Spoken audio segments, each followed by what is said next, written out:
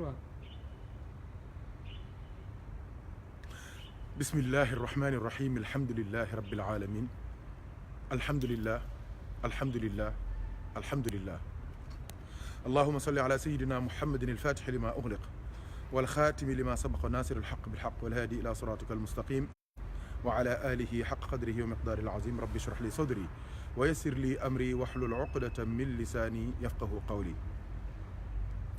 Assalamu alaikum wa rahmatullahi wa barakatuh. Chers frères en Dieu, chers amis, chers cheminants dans la voie d'Allah, dans la recherche exclusive de la satisfaction d'Allah et dans l'accomplissement, dans la recherche de l'accomplissement de nos actes d'adoration, comme le faisait et comme le voulait et comme l'a enseigné notre bien-aimé le prophète Sayyidina Muhammad sallallahu alayhi wa sallam. Nous sommes encore heureux de vous compter parmi nous en cette rencontre exclusivement dédiée à la prière. Mais comme on vous l'a dit hier on a fait la théorie de la prière. Aujourd'hui, on veut faire la pratique. Et cette pratique revêt d'une importance capitale, car elle nous permet de déceler en réalité les erreurs malencontreusement faites lors de nos prières. Et nous demandons à Allah subhanahu wa ta'ala pour que cette entrevue qu'on a, cette rencontre qu'on a, soit la porte d'une miséricorde, d'un pardon et d'un rapprochement d'Allah subhanahu wa ta'ala et du prophète Sayyidina Muhammad sallallahu alayhi wa sallam. Donc comme on vous l'a dit, Inch'Allah ta'ala, nous allons, après avoir parlé de la purification, parler des grandes ablutions, des ablutions, parler des détails concernant, des grands détails concernant les ablutions, les grandes ablutions, les ablutions sèches et tout cela. Aujourd'hui, après avoir aussi parlé de ce qu'on appelle al-iqama, cette formule qui annonce l'imminence de la prière, aujourd'hui, Inch'Allah, nous allons parler de la prière en tant que telle, en commençant par ce qu'on appelle takbiratul ihram, jusqu'au salut final et les détails qui sont très importants et, masha'Allah, que souvent les frères, par négligence, par méconnaissance, par paresse, auxquels les frères ne tiennent pas beaucoup attention. Donc, Inch'Allah ta'ala, on va commencer, Inch'Allah, par la takbiratul ihram. Concernant la takbiratul ihram, il faut dire que, avant de commencer, c'est ça même que je vais dire. Et c'est ça qui est important. Pourquoi? Parce que le prophète Sayyidina Muhammad, il n'est pas le prophète des Arabes. Il n'est pas le prophète des Asiatiques. Il n'est pas le prophète des Africains. Il n'est pas le prophète des Européens. Il n'est pas le prophète des Banyamulenge. Il n'est pas le prophète des Hutus, des Tutsis, ou bien des Peuls, ou bien des Wolof, ou bien des Saloum. Le prophète Sayyidina Muhammad, il est le prophète des Vikings, des Irlandais, des Américains, des Chinois, des Africains. Il est le prophète de l'univers. Il a une mission universelle et universaliste. C'est pour cela que, pour une même question, le prophète donne 5 réponses ou 10 réponses ou 1000 réponses pour que toute l'humanité puisse se retrouver dans cette multiplicité de réponses qui ressemble aux yeux de certains à une contradiction et qui ne l'est pas du tout. Est-ce que vous voyez ce que je veux dire? C'est-à-dire que donc si vous voyez, il y a un mazhab, une communauté, un pays dont une certaine façon de prier est usitée et utilisée, cela ne veut pas dire que le prophète ne l'a pas fait parce que tu ne l'as pas vu à la Mecque ou bien tu ne l'as pas vu en Irak ou bien au Maroc. Pour une même action, le prophète peut la faire, peut faire cette même action de plusieurs façons, pour que chacun puisse trouver son compte dans l'islam. Parce que dans l'islam, il y a des handicapés, il y a des malades, il y a des humains. Et ces douleurs peuvent les pousser à ne pas faire une certaine action qu'on a apprise que le prophète l'a faite. Qu'est-ce que je veux dire par là? Concernant, par exemple, ceux qui ouvrent la prière, Mohamed, c'est bon? Concernant ceux qui ouvrent la prière, la takbiratul ihram, tu peux lire un hadith où le prophète sallallahu alayhi wa sallam fait comme ça. Tu peux lire dans un autre hadith, le prophète fait comme ça. Tu peux lire dans un autre hadith, le prophète faire comme ça. C'est pour cela que, par exemple, dans le mazhab al-maliki, qu'est-ce qu'on dit? Comme ça, c'est valable, ça, c'est valable, ça, c'est valable, le mieux, c'est d'être au milieu des deux. Vous voyez ce que je veux dire? Soit tu mets tes mains sous tes oreilles, ou bien tu les mets au niveau de la hauteur des oreilles, et c'est valable. Donc quand tu vois quelqu'un qui fait comme ça, il ne faut pas le critiquer. Quand tu vois quelqu'un qui fait comme ça, il ne faut pas le critiquer. Quand tu vois quelqu'un aussi qui fait comme ça, il ne faut pas le critiquer. Parce qu'il y a des gens, leur formule magique, c'est quoi? Le prophète n'a pas fait ceci. Or, toi, tu n'as pas vu tout ce que le prophète a fait. Tu n'as pas lu tous les livres concernant le prophète. Il y a des millions de hadiths du prophète Sayyidina Mohammed. Toi, tu en as lu seulement un recueil ou bien 2 recueils. Il te reste des centaines de millions, des centaines de milliers de hadiths que tu n'as pas vus. Donc, si tu n'as pas la totalité du savoir, tu ne dois pas critiquer tout. Donc, c'est aussi simple. Aussi, l'islam, c'est une religion de douceur. Il y a des frères, quand tu les vois faire le takbiratul ihram, tu crois que c'est des commandos de l'armée. Ils croient qu'ils font le salut militaire. Allahu Akbar, comme ça. C'est pas comme ça. L'islam, c'est la douceur, c'est la modestie, c'est la simplicité. Il suffit de lever tes mains en direction de la Kaaba et de chercher les oreilles au minimum, hein, et de poser tes mains de manière très simple et très douce et très posée. C'est important. Aïwa, allons-y. Maintenant, après avoir fait la takbiratul ihram, qui est Allahu Akbar, il y en a qui baissent leurs bras, comme ça. Il y en a qui baissent leurs bras, comme ça. Et ils ont leurs droits, ils ont leurs références dans le Coran, dans la Sunna et dans les enseignements des grands savants de l'islam. Il y en a qui font comme ça, qui croisent leurs bras. Eux aussi, ils ont leurs références dans le Coran, dans la Sunna et dans les enseignements des grands savants de l'islam. Maintenant, il y a un groupe qui, chaque fois qu'on leur pose des questions sur la prière, la première formule qu'ils te disent, le prophète n'a jamais prié comme ça. Ce qui est totalement faux. Ce qui est un mensonge terrible. Un très grand mensonge dans l'islam. Parce que toute la Oumma ne peut pas se tromper. Tous les grands savants de l'islam ne peuvent pas se tromper. Et je vais donner les exemples et vous allez comprendre avec moi. Donc, ce qui est important avec moi, avant de continuer dans ce domaine précis des mains, ça ne fait pas que la prière soit exaucée. Allah ne regarde pas les mains, il regarde le cœur. C'est ça qui est important. Les mains baissées ou bien les mains levées, c'est pas ça qui est important. Imagine-toi quelqu'un qui est mutilé. Il ne peut pas lever ses mains. Quelqu'un qui est né sans bras. Donc, s'il ne lève pas ses mains, il n'a pas prié comme le prophète le faisait. C'est de n'importe quoi. Toutes les deux se valent. Si tu fais ça, ta prière est exaucée. Si tu fais l'autre aussi, ta prière est exaucée parce qu'il y a des preuves. Et les preuves, ce sont les hommes. Qu'est-ce que je veux dire par là? Tu vas en Arabie Saoudite, dans certains pays, dans beaucoup de pays même, ils font comme ça. Parce que c'est dans leur culture, c'est dans leurs savants, c'est ça qu'ils ont vu. Mais il y en a d'autres qui ont appris d'une école, qui a appris du prophète sallallahu alayhi wa sallam, la prière, les mains basses, les mains baissées. Saïd ibn al-Musayyib, tout le monde le connaît. C'est le meilleur des gens qui ont suivi le prophète Mohammed. Il est resté pendant 40 ans, il n'a arrêté aucune prière à la mosquée. 40 ans, sans rater aucune prière.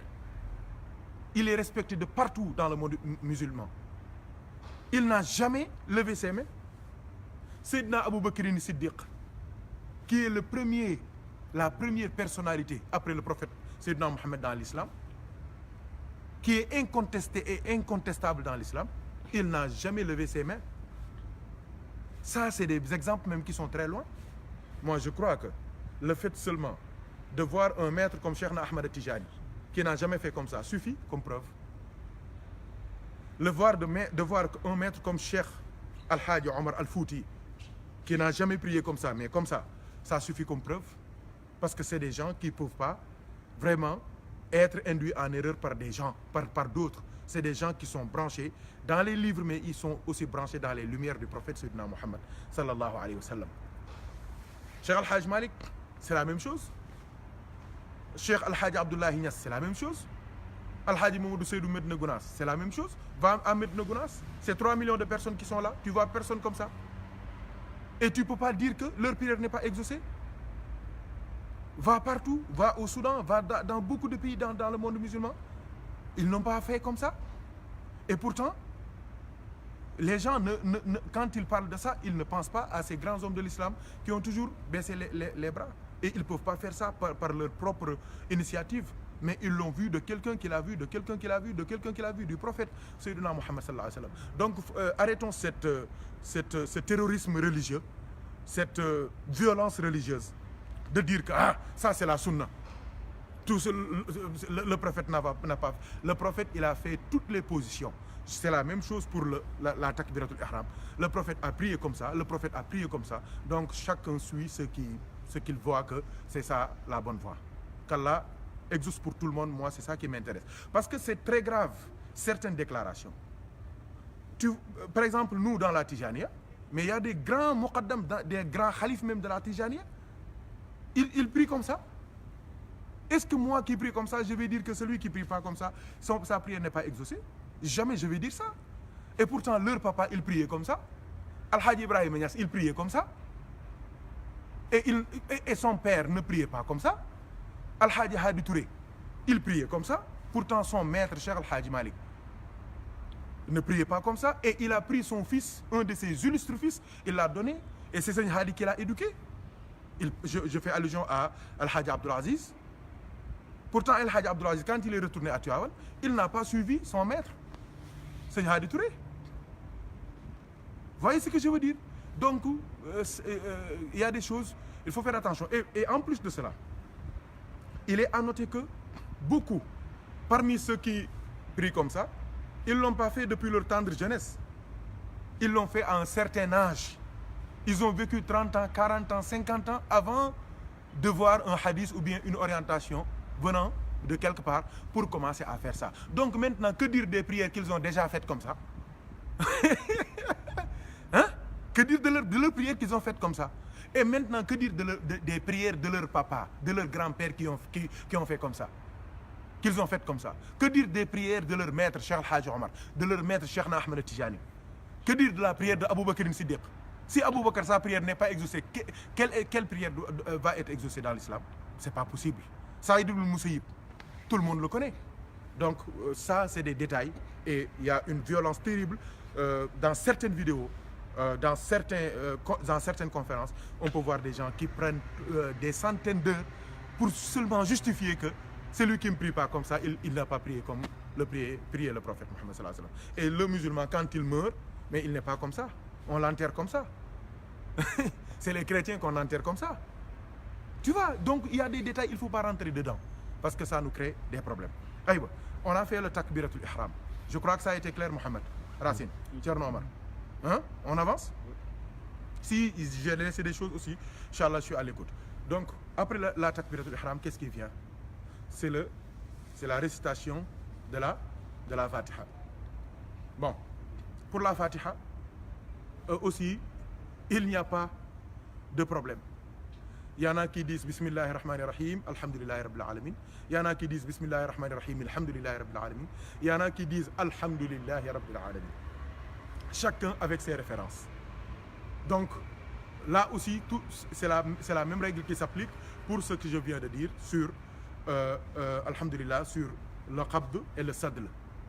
Donc, bien qu'on puisse s'étaler dedans pour donner des preuves, des références et tout, mais ce n'est pas l'objet de notre rencontre aujourd'hui. Donc, pour la Fatiha, qu'est-ce qui est important? C'est de la réciter comme le faisait le prophète Sayyidina Muhammad. Qu'est-ce que je veux dire par là? Le prophète sallallahu alayhi wa sallam, il s'arrêtait à la fin de chaque verset. C'est ça qui est important dans la prière. C'est pas la beauté de la mélodie, c'est pas la beauté du récital. Ce qui est important, c'est cette concentration, cette quiétude, cette sakina que tu as en lisant le Coran. Bismillahirrahmanirrahim, alhamdulillahi rabbil alamin, arrahmanirrahim. C'est comme ça que le prophète récitait. Il s'arrêtait au niveau de la fin des versets. Sallallahu alayhi wa sallam.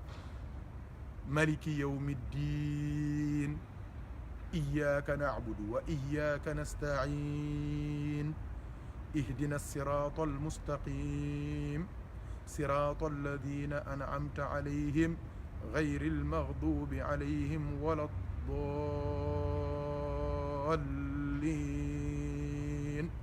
Comme ça. Donc, quelle est l'erreur que beaucoup de frères font? C'est quoi? Bismillahirrahmanirrahim, alhamdulillahi rabbil alamin, arrahmanirrahim, maliki yawmiddin, iyyaka na'budu wa iyyaka nasta'in, ihdinas siratal mustaqim, siratal ladzina an'amta alayhim, ghayril maghdubi alayhim wa lad-dallin. Tu sens rien? Parce que tu l'as pas bien récité. Il faut la réciter avec amour, avec modestie, avec khushu', avec khudu', avec tazallul. C'est ça, avec quelqu'un qui t'entend, il sent que celui-là, il est devant son Seigneur, qu'il craint, qu'il aime, dont il cherche la satisfaction. Qu'Allah nous aide et nous assiste. Donc, c'est ça qui est important. Pour le Amin aussi, il faut faire attention. Souvent, il y a des gens, ils crient dans les mosquées pour dire Amin. On peut dire Amin sans déranger personne. Mais l'imam dit Waladhalin, vous criez même plus fort que l'imam. Vraiment, c'est pas recommandé. La mosquée peut vibrer par le Amin. Mais Amin, c'est quoi? Allah exauce pour nous. Istajib lana. C'est exauce pour nous. La mosquée peut vibrer par le Amin, mais la mosquée doit vibrer surtout par le cœur. Par les cœurs. La mosquée doit surtout vibrer par les cœurs, non pas par le Amin, qui peut vraiment souvent faire peur. On peut dire Amin doucement.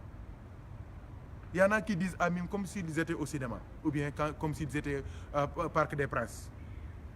Comme s'ils ont vu un trait. Mais c'est pas comme ça. Il faut être posé, il faut de la discipline, il faut du adab. Amin. Quand on se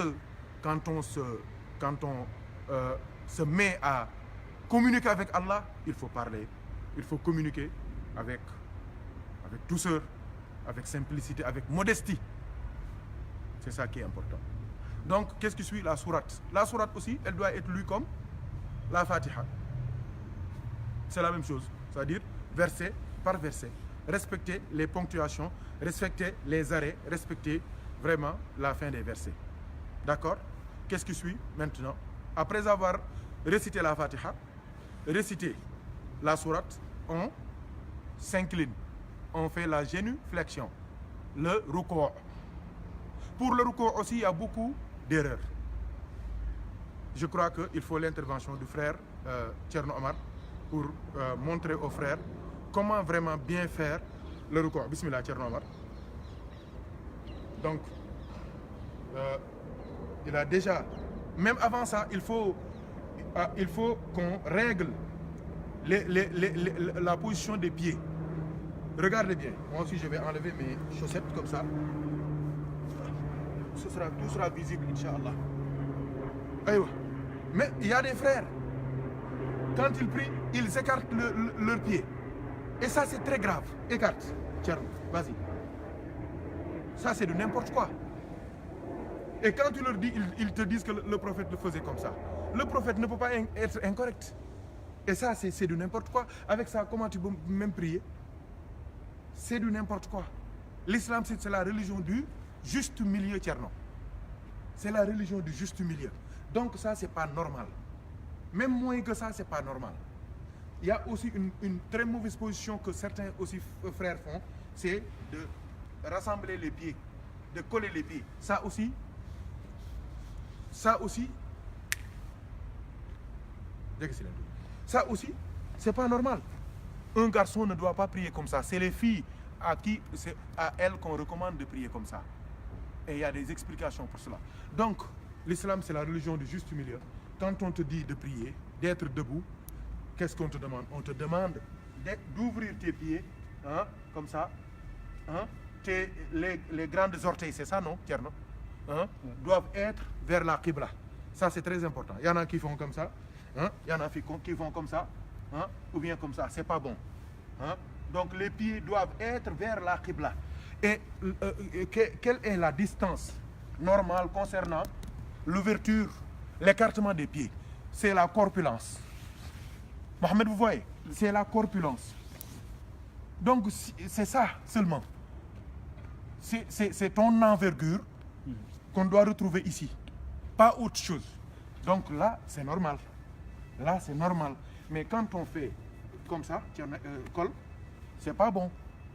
Quand on fait ça aussi, écarte encore, écarte encore, écarte encore.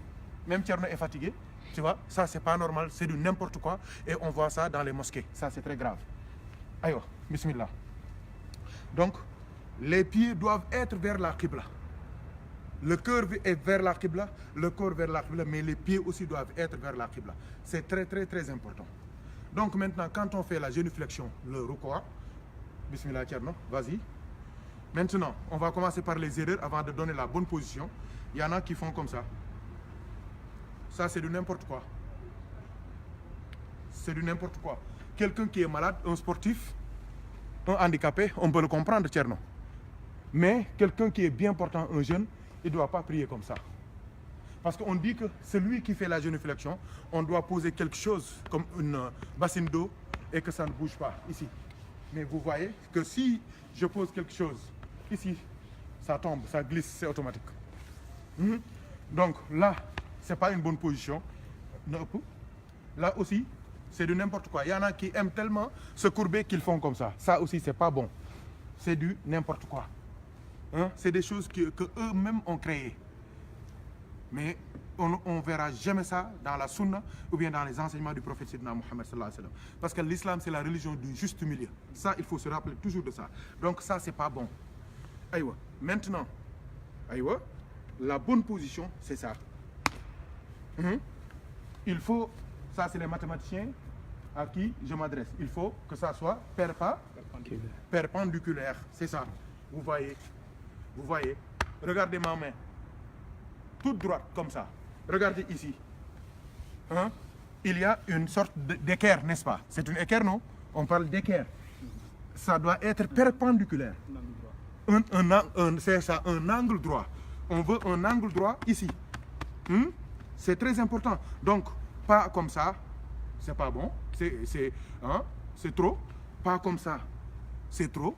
On est au juste milieu. Là, on peut poser des choses et ça tombe pas. Hein? J'espère que je te fais pas mal. Hein? Donc, c'est ça. Et venez ici aussi. Regardez ici. Aïe, Tcherno l'a bien fait. Le prophète, sallallahu alayhi wa sallam, on dit que quand il faisait la génuflexion, il tenait ses genoux. Kal-Qabidi. Il le tenait comme quelqu'un qui prenait bien ses genoux. C'est comme ça. On doit avoir les doigts bien éparpillés comme ça, écartés dans l'intention de bien tenir, hein, de tenir le genou. C'est important. Comme ça. Donc, pas faire comme ça. Il y a beaucoup de choses que les frères font. C'est des erreurs. Donc, là aussi, c'est pas bon. Là aussi, c'est pas bon. Hein? Donc, là aussi, c'est pas bon. Là aussi, donc, il faut tenir comme si on le tient. On s'agrippe sur les genoux. C'est très important. Aïwa. Je crois que j'ai rien laissé. Donc, maintenant, qu'est-ce qui est important? Pour le ruku', on fait Subhana Rabbiyal Azimi wa bihamdihi. Subhana Rabbiyal Azimi wa bihamdihi. Subhana Rabbiyal Azimi wa bihamdihi. Soit c'est 3 fois ou bien 6 fois. Si c'est 3 fois, c'est très lent. Si c'est 6 fois, ça peut être un peu rapide. Wassalam. Mais le minimum, c'est 3 Subhana Rabbiyal Azimi wa bihamdihi. Alors maintenant, on se relève. Et ça aussi, il y a beaucoup de frères qui font des erreurs parce qu'ils ne savent pas se relever. Parce que eux, ils mettent pas un temps de pause. Et quand on se relève, on dit Sami'a Allahu liman hamida. Rabbana wa lakal hamd. Ce Rabbana wa lakal hamd maintenant, beaucoup de frères musulmans ne le font plus. Surtout au Sénégal. Pourquoi? Parce que pas bi jot li la ñuy déglu muy wax Rabbana wa lakal hamd. Et nous tous, nous devons dire Rabbana wa lakal hamd. Surtout quand on prie en solitaire. Quand on prie seul. Quand tu dis Sami Allahu liman hamida, tu dois dire Rabbana wa lakal hamd. Et quand on se lève, se gâte, de la génuflexion, quand on se relève, Sami Allahu liman hamida, Rabbana wa lakal hamd. Donc, il faut au moins 30 secondes pour se relever et être comme ça, se remettre tout debout. Donc, sëggal ga siggi bu jaarul yoon ma gis subhaana rabbil azim ñetti yoon waaw ñetti yoon sigil sujjootal gaaw c'est de n'importe quoi, c'est pas comme ça. Jugaatal yàlla fay la, levez-vous encore, hein, tu vois, c'est pas comme ça. Beaucoup de frères, c'est ça qu'ils font, et ça c'est très dangereux. Donc quand tu fais ta génuflexion, ton rukû, hein, quand tu te relèves de ce rukû, tu te mets debout jusqu'à que tout ton corps soit posé, comme ça. Et c'est là que tu fais ton sujoud, la prosternation. Et maintenant, comment faire la prosternation? Comment faire la prosternation? Et c'est très important. Là aussi, il faut se concentrer. Tcherno, comme ça un peu. Bismillah, sujudal. Aïwa. Aïwa. Relevez-vous, s'il vous plaît. C'est important ce que Tcherno a fait. Il y a beaucoup de frères qui ne le savent pas. Donc, pour faire une très bonne prosternation, un très bon sujoud, il faut que c'est tout le corps qui y va, mais que tu mets tes mains d'abord. Ça t'aide. Et même pour te relever après, on va voir ça. C'est très important. Donc, allez-y, Tcherno, bismillah. Togatal. Voyez? Doucement. Maintenant, on fait le sujoud. Aïwa, relevez-vous. Pour le sujoud aussi, j'ai oublié, ça il faut me le rappeler. Parce que toutes les actions que tu fais, que ce soit Sami Allahu liman hamida, Allahumma rabbana wa lakal hamdu, ou bien rabbana wa lakal hamdu, ou bien rabbana lakal hamdu, tout est valable. Le sujoud que tu fais, donc les paroles doivent être accompagnées par les actions. Ça c'est très important. Jëf yi day ànd ak wax yi. Donc la prière c'est des aqwal et des afal mukhassasa. Donc les paroles doivent accompagner les actions. Donc quand tu dis Allahu Akbar, pour faire le sujoud, Tcherno bismillah, waxal da ngay waxaale di demaale. Allahu Akbar. C'est ça qu'on fait. On vient pas pour dire Allahu Akbar. Non. On accompagne l'action. Il y a une séparation entre la parole et l'action dans une seule condition, et on va voir ça, Inch'Allah ta'ala. Donc, toutes les autres conditions, on accompagne la parole avec Subhana Rabbi al-Azim, Subhana Rabbi al-Ala, Sami Allahu liman hamida, Allahu Akbar. C'est comme ça. Bismillah, on fait le sujoud. Maintenant, concernant le sujoud c'est quoi? En réalité, c'est le fait de poser son front, qui est une obligation, et son nez. Beaucoup de frères font le sujoud seulement ici. C'est pas bon. Le sujoud, c'est le front et le nez. Le sujoud, c'est le front et le nez. Quand tu fais ici, tu as fait une obligation, et ça, c'est une sunna. Et c'est très important. Le vrai sujoud, c'est le front et le nez. Bismillah, Tchernomar. Donc, vous voyez, le sujoud, c'est le front et le nez. Pas comme ça. Ça, c'est pas bon. Faire aussi pour le nez seulement, c'est pas bon. Parce que ça, je sais pas, on comprend pas. Ça, c'est très dangereux. On comprend pas. Aïwa. Là aussi, il faut qu'on revoie aussi pour les mains. On dit que quelqu'un qui fait le sujoud, en réalité, s'il fait son sujoud, il doit le faire entre ses deux mains. Pour que quand on coupe son oreille, avec un couteau par exemple, que ça tombe sur ses mains. Tcherno bismillah. Donc c'est comme ça. Aussi simple. Taf. Quand on coupe, ça tombe là. Quand on coupe, ça tombe là. C'est pas la peine de faire comme certains frères le font. Comme ça.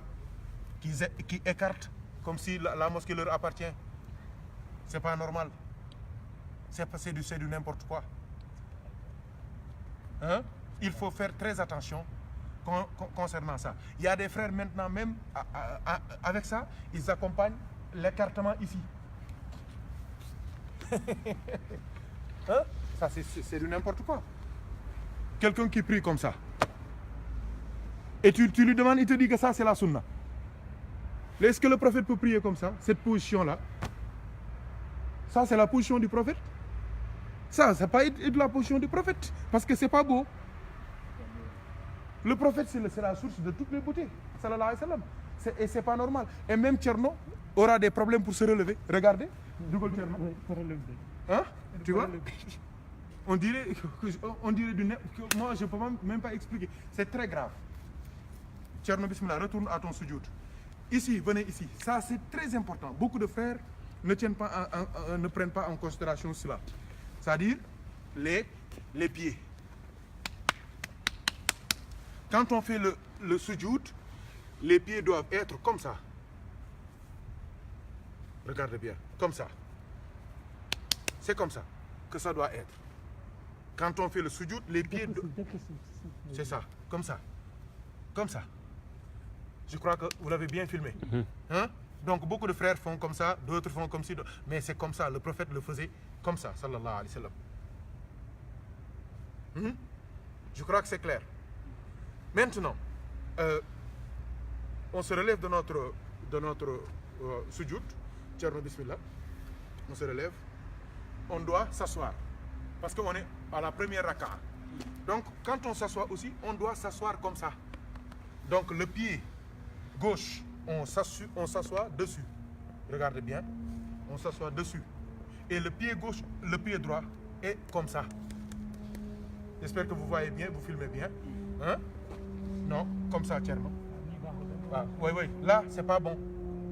Là, c'est pas bon. À moins que tu aies des problèmes de pied, que tu sois handicapé ou malade. Hein? Là aussi, c'est pas bon. Il y en a qui font comme ça.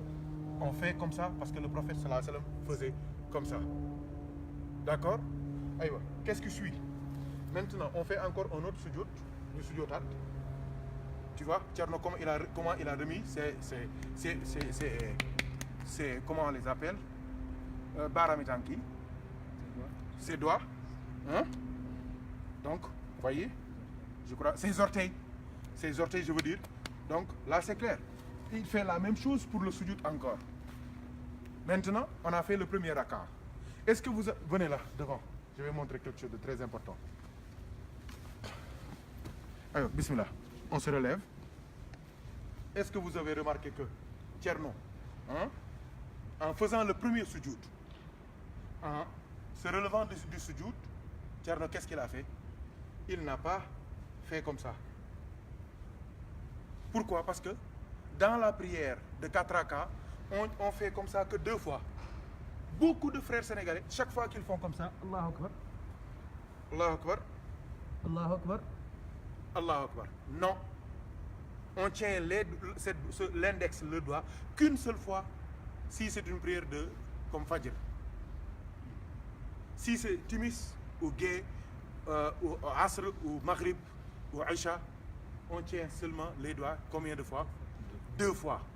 C'est quand tu fais le tashahhud, quand tu fais le taaya. Beaucoup de frères le font. Et Inch'Allah, à la fin, je vais montrer comment faire cela. Aïe, maintenant, on a fait notre premier raka'a. On a fait notre premier sujoud. On s'est relevé. On a fait l'autre sujoud. Maintenant, on est au deuxième raka'a. Hein? Ou bien, on a fait un deuxième sujoud. Donc, quand on fait un deuxième sujoud, on ne s'assoit pas, on se relève. Maintenant, se relever aussi, c'est une technique. Tu fais Subhana Rabbiyal A'la wa bihamdihi 3 fois ou bien 6 fois. Hein? Et tu te relèves. Maintenant, tu essaies de te lever. C'est ça. Il y a beaucoup de frères maintenant, quand ils se relèvent, ils font comme des enfants en pleine forme. Djugal djugu gaay. Les bi ñuy jog ni lañuy def. Non lañuy defati sax. Ni, OK. Ça c'est pas possible. C'est du n'importe quoi. Je vous le dis tout de suite.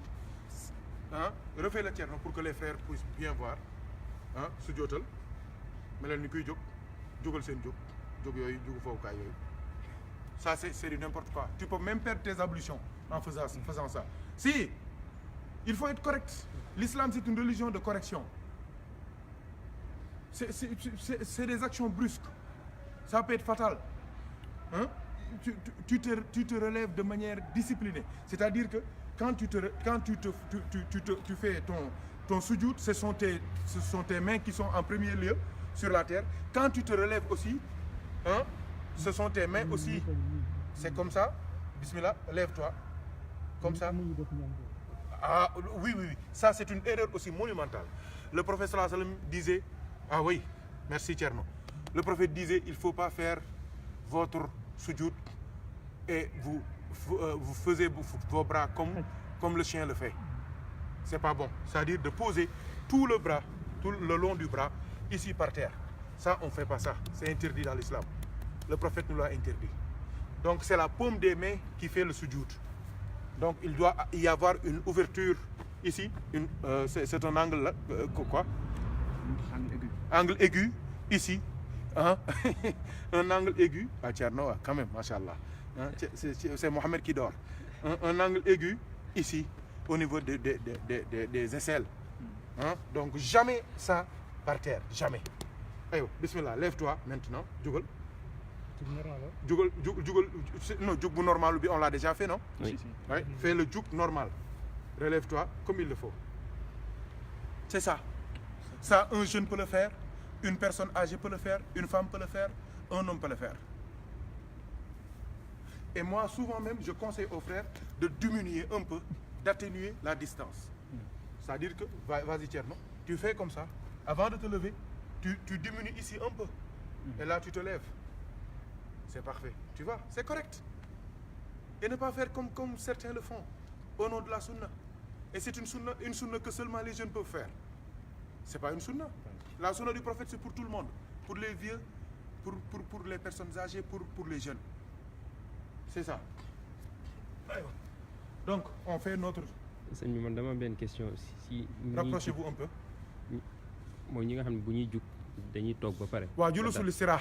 C'est ça. Je voulais en parler, mais bon.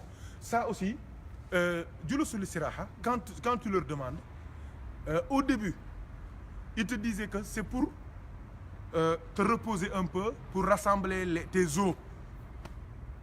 Mais un jeune qui peut courir 7 km, il n'a pas besoin de Julusul Istiraha. Peut-être un vieux de 70 ans, de 80 ans, de 90 ans, on peut parler de Julusul Istiraha. Par la suite, ils disent que ça, c'est le prophète qui faisait comme ça. Ça, c'est d'autres problèmes.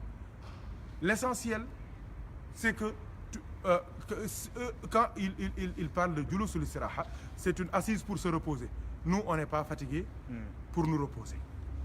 On prie comme on l'a appris dans les livres. Eux, ils ont leur référence dans ce Julusul Istiraha, mais on ne le fait pas. Parce qu'il y en a qui ont commencé par ça.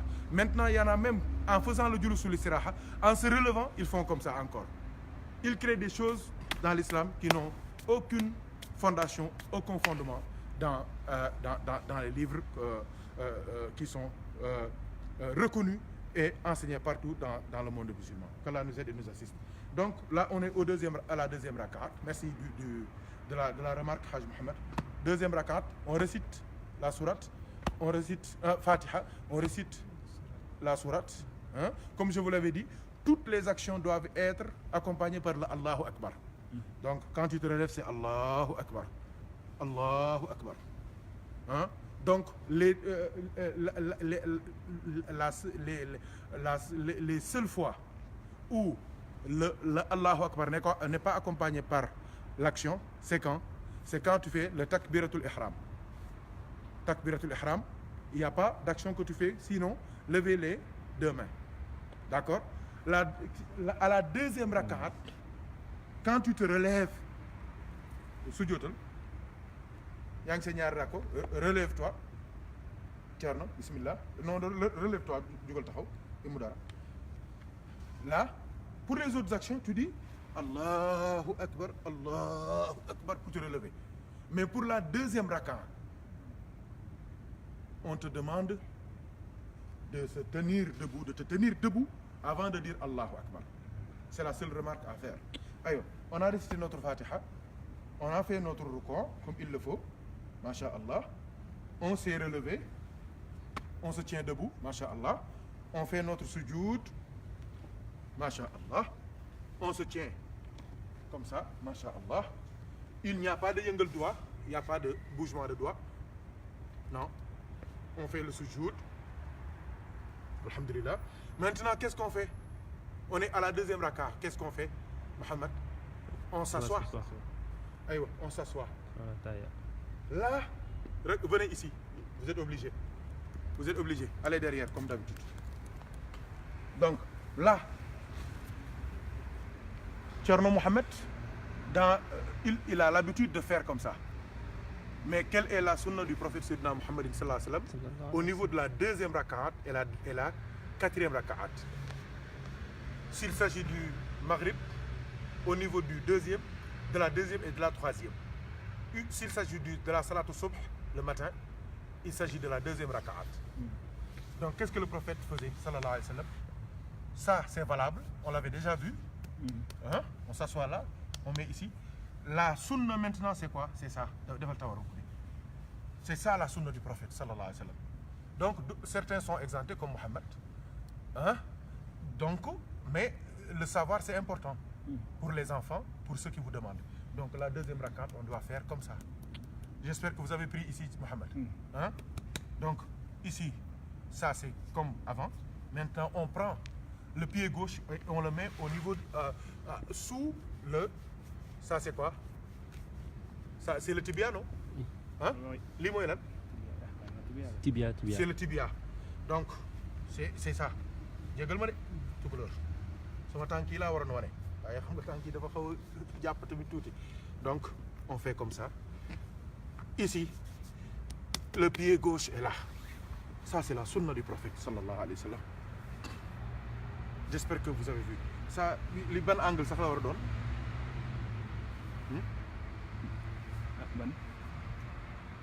Ah, mais c'est interposé quoi. Voilà.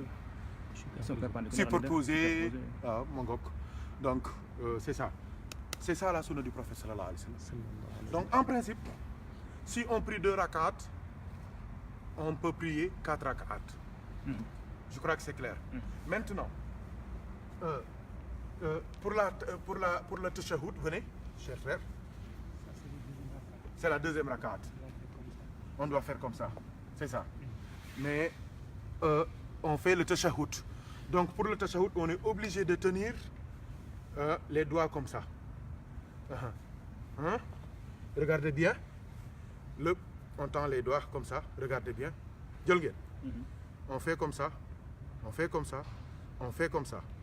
Maintenant, on prend le majeur et on met ici. L'index est là. C'est comme ça qu'on doit le faire. On tient les 3 doigts comme ça et on met le majeur. C'est le pouce, non? Non, c'est le pouce. Les pouces là. Hein? Le pouce sur les 3 doigts. Et l'index maintenant hein, sert de tashahhud, pour le tashahhud. Là, on peut faire comme ça, si vous voulez. On peut faire comme ça, si vous voulez. On peut aussi faire comme ça. Regardez. Comme ça. Ça aussi, c'est valable. On peut mettre le pouce sur le majeur. Hein? Comme ça. Ça aussi, c'est valable. Comme ça, c'est valable. Là aussi, quand on prie, on peut faire comme ça seulement, sans bouger l'index. On peut aussi le bouger un peu. Mais ne pas faire comme ça. Comme ça. Il y en a qui le font, hein? C'est dangereux. Ouais. Ou bien ils font comme ça. On bouge seulement doucement. Doucement. Doucement l'index. D'accord? Aïwa. On peut aussi faire comme ça. Comme ça. C'est comme des coups de marteau. C'est valable. Ça, c'est des coups de marteau sur Iblis. Ça, c'est pour l'éloigner. Ça, c'est témoigner l'unicité de Dieu. Donc les trois façons sont valables.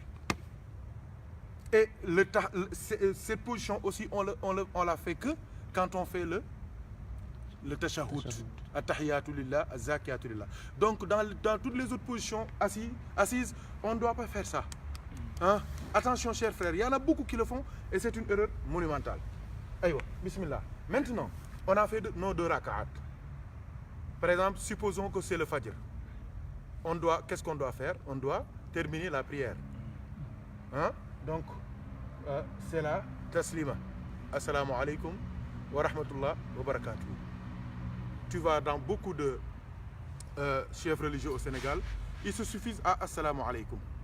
C'est pas la peine de se battre pour assalamu alaikum wa rahmatullah wa barakatuh. Parce que wa rahmatullah wa barakatuh se retrouve dans assalam. C'est pour cela qu'ils se suivent de assalamu alaikum.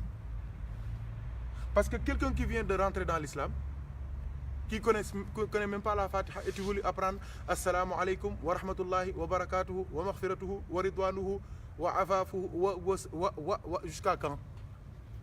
Et quand tu dis assalamu alaikum, tu as rassemblé la rahma, la maghfira, la ridwan, tout ce que Allah a comme bien, tu l'as rassemblé dans assalamu alaikum. C'est pour cela qu'on dit assalamu alaikum.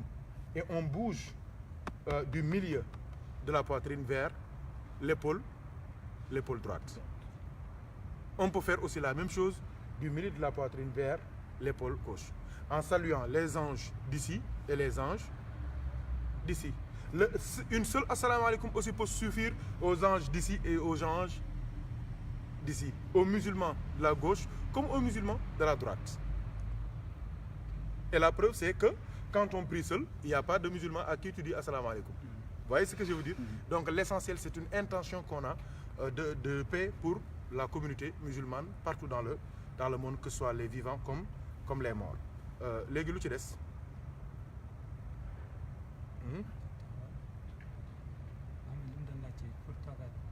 Julus sul istiraha. Ouais. Donc ça, je l'ai expliqué. J'ai dit que ce julus sul istiraha, on l'appelle l'assise pour se reposer. Donc il y en a qui disent que quand tu fais le sujoud, quand tu fais comme ça, tu fais comme ça, avant de te relever, tu dois te tenir un peu quelques secondes pour reposer tes os et tout cela. Mais ça, c'est des références qu'ils ont ramassées quelque part. Hein? Alhamdulillah, tous nos grands-pères, ils ont prié sans julus sul istiraha et ils ont vécu plus de 100 ans. Hein? Donc, parce que quand tu rentres dans ces considérations-là, julus sul istiraha, ceci, cela, chaque jour tu vas amener quelque chose dans ta prière. Et là, tu vas être dans le doute. C'est ça. Donc, suffisons-nous à ce qu'on a appris de nos pieux, masha'Allah, prédécesseurs, qu'Allah nous aide et nous assiste. Donc, je crois que on a parlé du tashahhud, de la main. Mohamed Lerna, tu vois le loxo bi. Donc, c'est ça. Et la prière aussi, Thierno, bismillah, levez-vous un peu. Là aussi, on est bien qui? Donc, on ne doit pas être éparpillé. On ne doit pas regarder partout. C'est ça.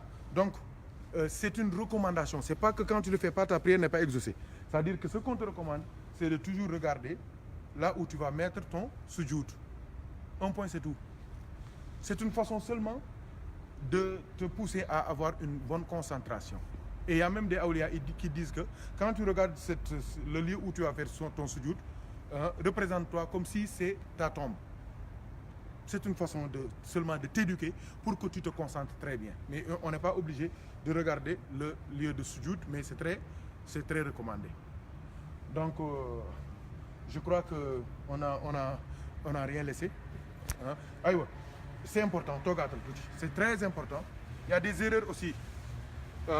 Avec le selmal, le taslim, il y a des frères, quand ils ont fini leur prière, ils disent assalamu alaikum. Ça n'existe pas. C'est comme le taaya. Il y en a qui font comme ça. Il y en a qui font comme ça. Il y en a qui font comme ça. Hein? Comme du kuy wal wala kuy bojj xawma. Tu vois, ils font comme ça. Tout ça, c'est des inventions du Sénégal. Ou bien ils disent assalamu alaikum. Assalamu alaikum. Ils regardent partout. c'est pas la peine. Hein? C'est pas la peine. Donc, assalamu alaikum, ça suffit. Si tu entends aussi un imam qui dit assalamu alaikum wa rahmatullah, assalamu alaikum wa rahmatullah, c'est valable. Il peut le dire. Mais nous, il faut savoir que nous sommes des toubènes. C'est des gens qui sont convertis à l'islam. Quelqu'un qui est converti à l'islam, nos grands-pères ont choisi de leur donner l'essentiel de l'islam. Après le temps, avec le temps, quand ils comprennent, maintenant ils peuvent ajouter des choses. C'est la même chose. Hein? Pour beaucoup de choses. C'est pour cela que, par exemple, je vais vous donner un exemple. Sur le qabd et le sadl, pourquoi nos grands-pères, ils ont choisi le sadl? Parce que le sadl, c'est plus simple. Du moment qu'il y a Sidna Abu Bakr Siddiq qui l'a fait, du moment qu'il y a Saïd ibn Musayyib qui l'a fait, du moment que des grands érudits de l'islam comme Cheikh Al-Hajj Omar Fouti, comme Cheikh Ahmed Tijari, comme Cheikh Al-Hajj Malik, comme Cheikh Al-Hajj Abdoulaye Niass, comme tous les grands hommes du Sénégal, du moment qu'ils l'ont fait, le sadl, ils font le sadl.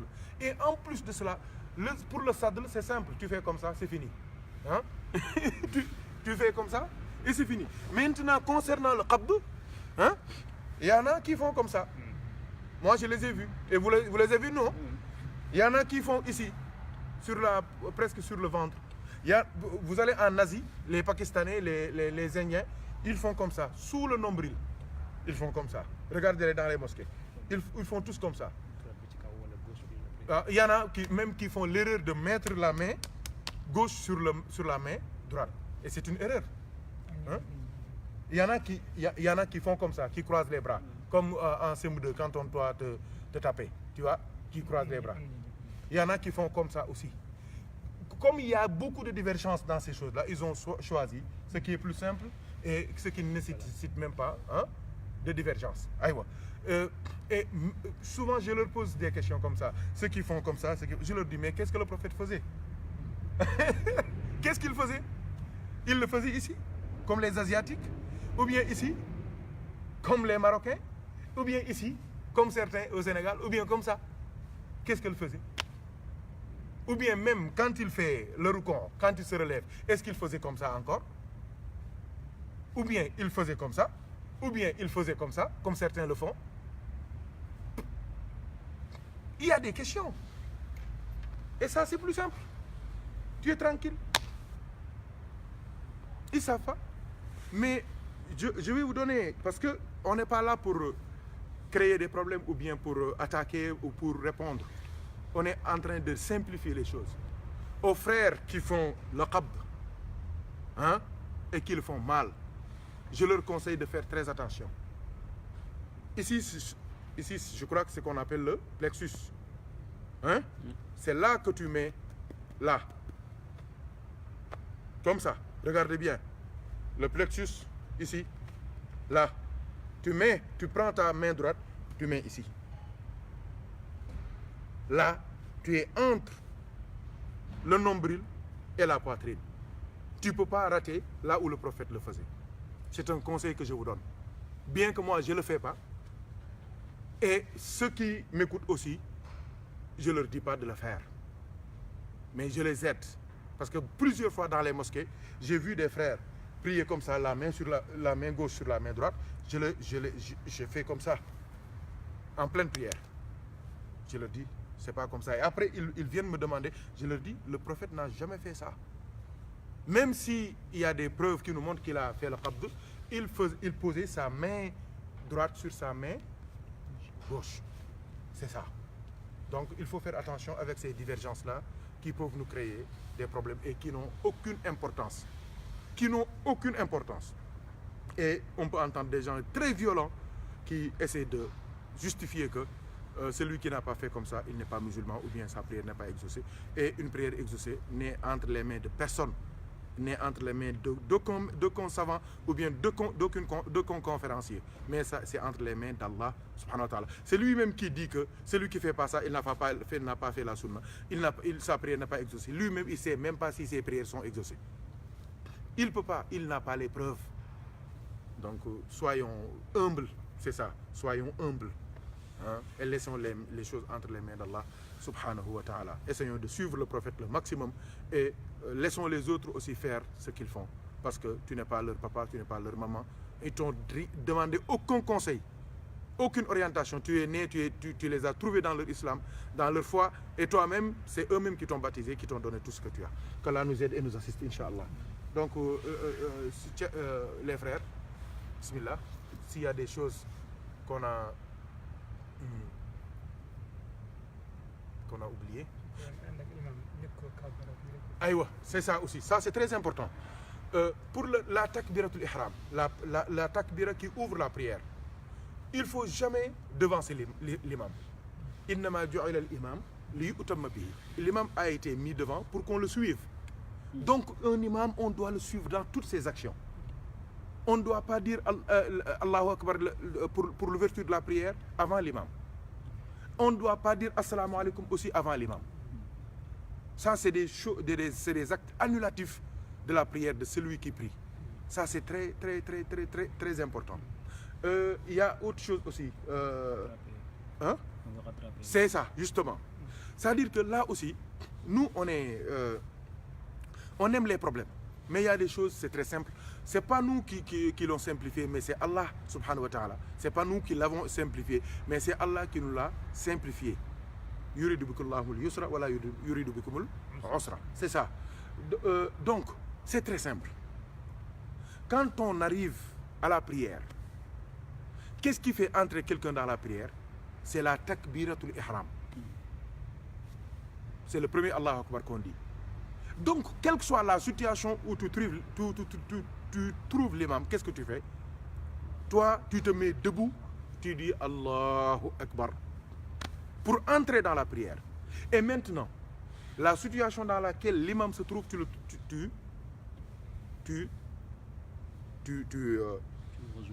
rejoins, c'est le terme. Tu rejoins l'imam.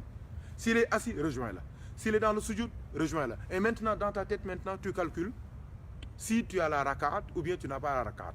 Dans le mazhab al-maliki, la raka'at est raka'at à partir de quoi? À partir du ruku'. À partir du ruku', la raka'at est partie. Mais si tu viens et que tu trouves l'imam en plein ruku', pas certains imams, mais les imams rapides là, mais un imam qui fait au moins 3 subhanallah là, tu viens, tu le trouves comme ça en plein ruku', tu viens, tu dis Allahu Akbar, takbiratul ihram, et tu viens, tu fais ton ruku', même s'il a récité Suratul Baqara, tu as ta raka'at. Wa salam. Donc, il n'y a pas de complication. L'imam, dans la position dans laquelle tu le trouves, tu le rejoins. Et après maintenant, tu essaies de rattraper ce que tu as raté dans la prière. Donc ça, c'est très important. Parce qu'il y a des frères, c'est une grosse erreur.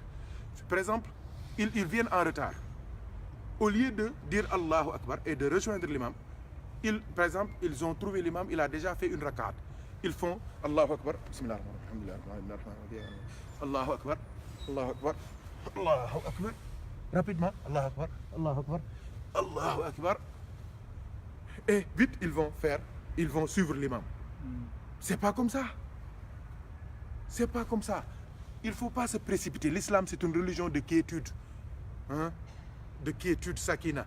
Le prophète sallallahu alayhi wa sallam, il a dit, tu vois ça, tu vois les gens maintenant courir pour aller à la mosquée. Et le prophète l'a interdit. Il dit, marchez doucement. Allez à la mosquée. Ce que vous trouvez, c'est votre chance. Ce que vous ratez, vous rattrapez. Wassalam. Parce que Allah récompense les intentions. Vous voyez ce que je veux dire? Mais maintenant, il y en a qui courent pour qu'on dise, ah, lui, il respecte la mosquée. Ah, lui, il n'aime pas rater des rak'at. Si tu n'aimes pas rater des rak'at, va à la mosquée 30 minutes avant. Ceux qui n'aiment pas rater les rak'at, ils sont 30 minutes, 1 heure de temps avant la prière. Mais tu es dans ta maison, tu bois ton thé, tu fais des trucs, dis Allah Akbar, Allah, tu cours. Et le prophète a interdit, a défendu les musulmans de courir pour aller à la mosquée. Peut-être au Sénégal, il y en a beaucoup de pays qu'on ne voit pas ça. Mais moi, j'étais au Maroc. Il y a des gens, quand ils courent pour aller à la mosquée, ils peuvent te faire mal. Or, c'est interdit par la sunna. Le prophète sallallahu alayhi wa sallam l'a interdit. Aïwa. il faut pas dire aussi assalamu alaikum avant l'imam. Il faut pas dire assalamu alaikum avant l'imam. Donc il faut toujours attendre que l'imam dise assalamu alaikum. Et si l'imam dit assalamu alaikum wa rahmatullah, on attend aussi qu'il dise tout ça. C'est mieux, c'est plus respectueux. Bien que l'obligation c'est assalamu alaikum. C'est l'obligation, mais c'est plus respectueux d'attendre qu'ils disent assalamu alaikum wa rahmatullah comme ici en France ou bien au Maroc ou bien dans certains pays. C'est plus respectueux de le laisser dire assalamu alaikum wa rahmatullah, assalamu alaikum wa rahmatullah, et là tu fais ton assalamu alaikum. C'est ça qui est plus respectueux. Parce que l'imam, comme je l'ai dit, on a mis l'imam devant pour qu'on le suive. Sinon chacun pourrait prier seul et faire ce qu'il veut. Donc je crois que on a fait le tour. Juste pour l'intention. Pour l'intention, c'est la même chose. C'est important. C'est que on ne doit pas, contrairement aux grandes ablutions, al-janaba, les grandes ablutions sangu janaba, on peut faire beaucoup de choses, mais on ne doit pas dépasser le sexe, le lavage du sexe et des genoux, des cuisses, sans faire l'intention. Donc c'est plus large. Concernant la prière, l'intention doit se faire au niveau de la takbiratul ihram. L'intention de prier et l'intention aussi de suivre l'imam. Ça c'est très important. Il y en a même qui insistent, qui disent que l'intention doit être faite entre le Allahu et le Akbar. Tout ça, c'est pas la peine de dire Allahu, j'ai l'intention de prier Asr le 25 septembre 1932 à Kremlin-Bicêtre, à Porte d'Italie. Non, c'est pas la peine. L'intention al-qasdu bil qalb, c'est le cœur seulement. Si tu vas déjà de certaines maisons, tu entends quelqu'un dans la douche qui dit Mangi fasiyene sangu janaba. Mohamed quand même. Mangi fasiyene sangu janaba ji sama janaba ji nga xamanteni pourquoi tu cries comme ça? C'est pas mais tu te laves, tu nous laisses en paix. Nous ça nous intéresse pas ton janaba. Ça nous intéresse pas. C'est le cœur, c'est pas la peine de dire non mais c'est pas la peine. Fais ton bain et sors et tu pries. Nous ça nous intéresse pas. C'est la même chose. Takbiratul ihram aussi, c'est pas la peine de dire j'ai l'intention de prier. Il y a des gens par exemple tu les entends salatul maghrib, Aïcha, tout ça c'est pas important. C'est le cœur. Quand tu dis Allahu Akbar, tu mets l'intention de prier. Allahu Akbar, tu mets l'intention de suivre l'imam. Wa salam. Et tu fais ta prière. Donc, pour les grandes ablutions, tu ne dépasses pas ton sexe sans faire ton intention. Pour la prière, tu ne dépasses pas takbiratul ihram sans faire ton intention.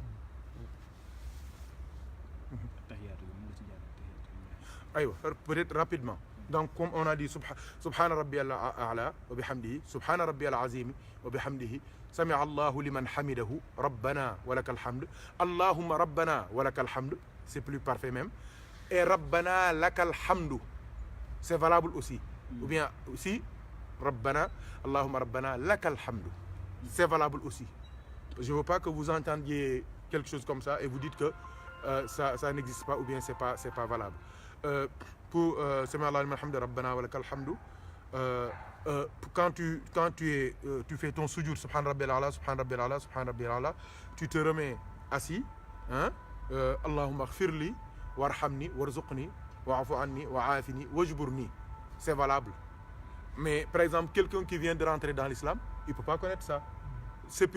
Moi, souvent, qu'est-ce que je leur dis? Tu dis Rabbi ghfirli. Rabbi ghfirli. C'est plus simple. Il y a beaucoup de gens qui sont nés dans l'islam. Jusqu'à être adultes, avoir des femmes, ils ne peuvent pas faire ça. Ils ne peuvent pas faire ça. Donc maintenant, que dire d'un frère qui vient de rentrer dans l'islam? Rabbi ghfirli, ça suffit. Pour le sujoud, c'est ça. Le tahiyya aussi, le tashahhud, il faut que les deux tahiyya, s'il s'agit par exemple de la prière de Maghrib, ou bien la prière de Isha, ou bien la prière de Asr, ou bien la prière de Tisbar, de Dhuhr, il faut que la deuxième taille, le deuxième tashahhud soit plus long que le premier. Et là, qu'est-ce qu'on dit? At-tahiyyatu lillah. Il y en a beaucoup qui disent azakiyatu, c'est azakiyatu. Il faut faire attention. Azakiyatu lillah. At-tayyibatu salawatu lillah. Assalamu alayka ayyuha an-nabiyyu wa rahmatullahi wa barakatuhu. Assalamu alayna wa ala ibadillahi as-salihin. Là, si tu n'as que ça, tu as le tashahhud qui est court, tu peux t'arrêter ça à ça pour le premier tashahhud. Tu fais une autre rakat, une deuxième rakat, c'est la rakat finale. Qu'est-ce que tu fais? At-tahiyyatu lillah, az-zakiyatu lillah, at-tayyibatu as-salawatu lillah, assalamu alayka ayyuha an-nabiyyu wa rahmatullahi wa barakatuhu, assalamu alayna wa ala ibadillahi as-salihin. Tu ajoutes quoi? Ashhadu an la ilaha illallah wahdahu la sharika lahu wa ashhadu anna muhammadan abduhu wa rasuluhu. Là, tu peux t'arrêter à là, tu dis assalamu alaikum. Pour ceux qui n'ont pas appris beaucoup de choses. Mais on peut ajouter aussi wa ashhadu anna alladhi jaa bihi muhammadun haqqun wa anna al-jannata haqqun wa anna an-nara haqqun wa anna as-sirata haqqun wa anna as-sa'ata atiyatun la rayba fiha wa anna allaha yab'athu man fi al-qubur. On peut ajouter cela. On peut ajouter aussi Allahumma salli ala Sayyidina Muhammad wa ala ali Sayyidina Muhammad kama sallayta ala Sayyidina Ibrahim wa ala ali Sayyidina Ibrahim wa barik ala Sayyidina Muhammadin wa ala ali Sayyidina Muhammad kama barakta ala Sayyidina Ibrahim wa ala ali Sayyidina Ibrahim fil alamina innaka hamidun majid. Ou bien tu dis Allahumma salli ala Muhammadin wa ala ali Muhammadin kama sallayta ala Ibrahim wa ala ali Ibrahim wa barik ala Muhammadin wa ala ali Muhammadin kama barakta ala Ibrahim wa ala ali Ibrahim fil alamina innaka hamidun majid. Tout est valable. Même il y en a qui ajoutent d'autres prières, qui demandent à Allah de le protéger contre le Masih ad-Dajjal, contre la pauvreté. Il y a beaucoup d'autres formes. Le prophète a donné beaucoup de formules de tahiyya. Mais la base c'est quoi? At-tahiyyatu lillah, az-zakiyatu lillah, at-tayyibatu salawatu lillah, assalamu alayka ayyuha an-nabiyyu wa rahmatullahi wa barakatuhu, assalamu alayna wa ala ibadillahi salihin. Pour le premier tashahhud. Ashhadu an la ilaha illallah. Tu ajoutes ça pour le deuxième. Ashhadu an la ilaha illallah wahdahu la sharika lahu wa ashhadu anna muhammadan abduhu wa rasuluhu wa salam. Si tu peux la salatul ibrahimiyya, tu rajoutes. Si tu peux pas, tu fais une salatu ala nabi très courte. Allahumma salli ala sayyidina Muhammadin wa sallim, et tu fais le salut final de la prière. Yaakaar naa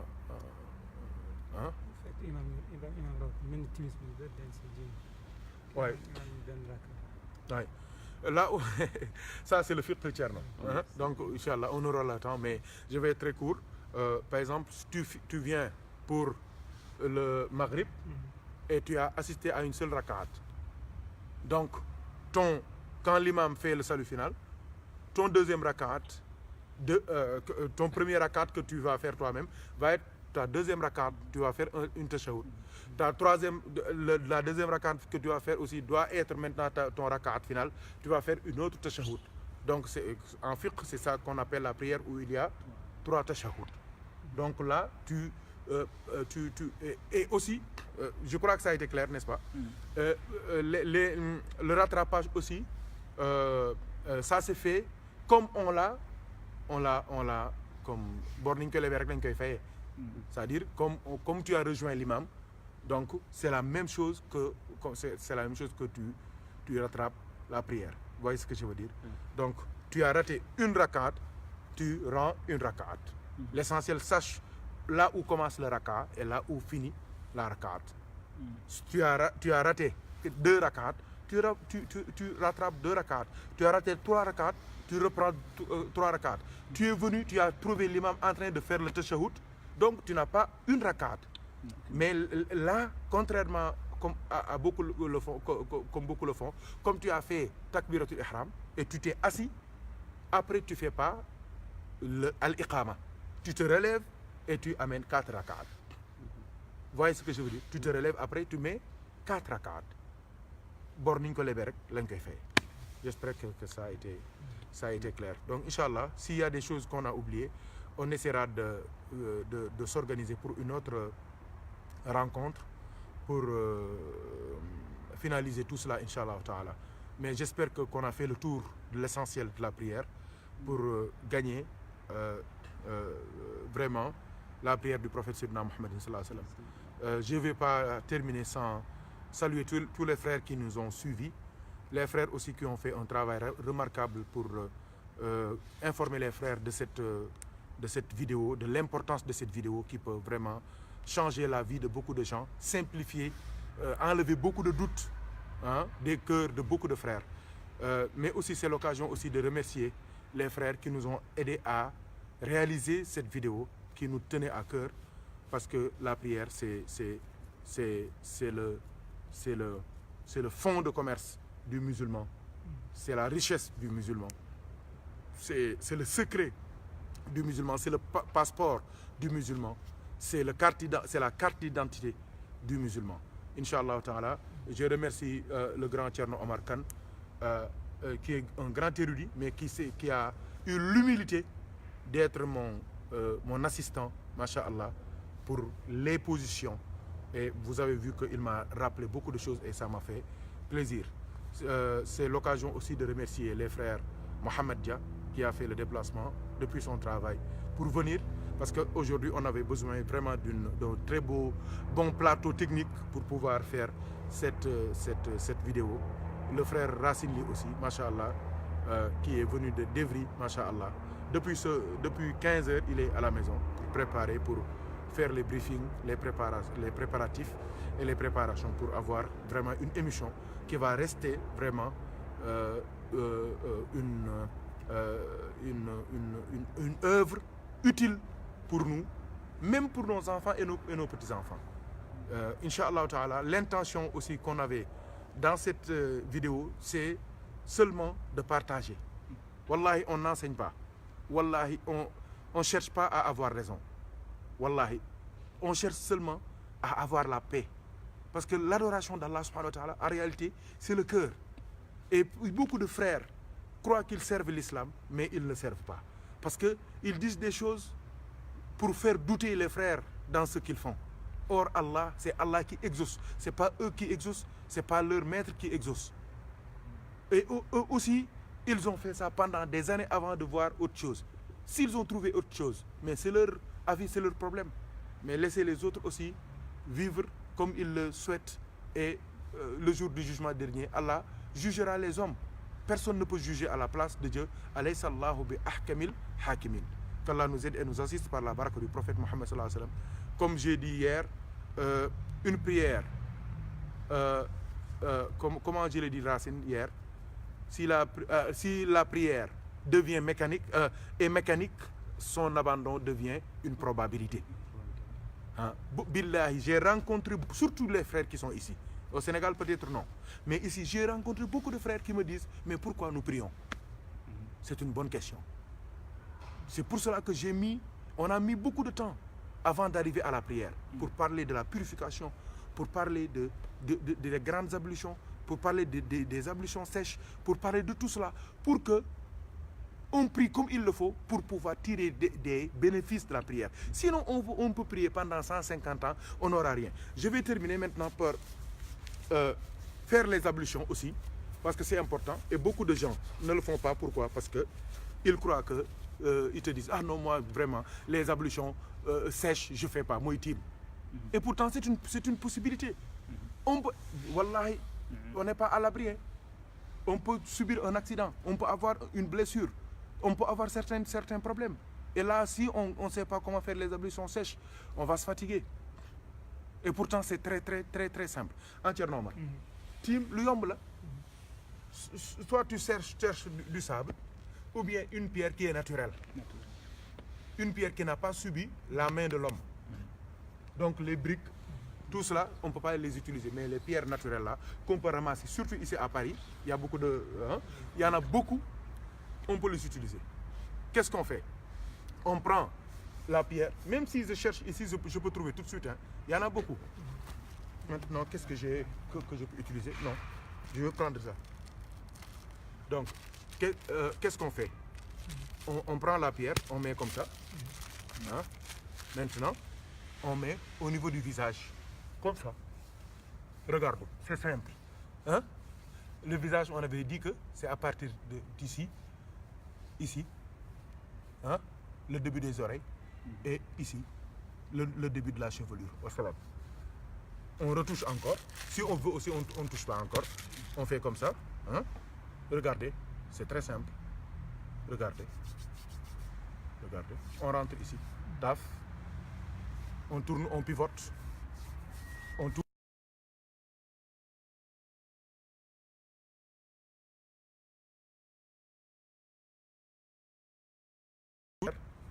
On retourne.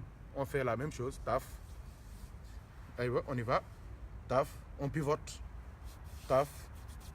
Taf. Taf. Taf. Wassalam. C'est simple, Thierno. Hein? Thierno, bismillah. Défatal. Non, vas-y. Vas-y. Comme ça, ils verront que c'est très simple.